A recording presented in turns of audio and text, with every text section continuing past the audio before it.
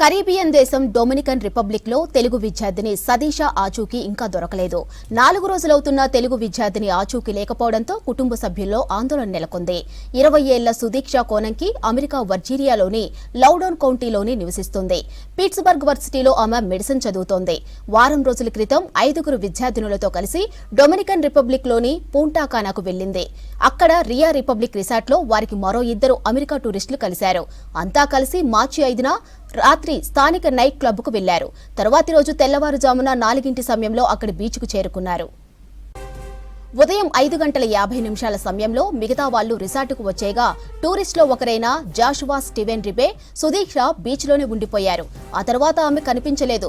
ఉదయం 9 గంటలప్పుడు రిబే ఒక్కడే బీచ్ నుంచి వెళ్లిపోయినట్లు సీసీటీవీలో రికార్డైంది.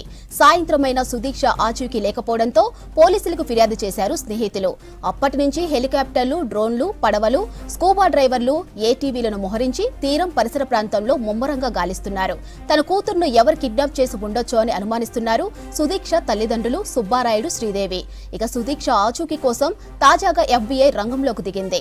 సుదీక్ష అదృశ్యంపై ఇంటర్పోల్ ఎల్లో నోటీస్ జారీ చేసింది.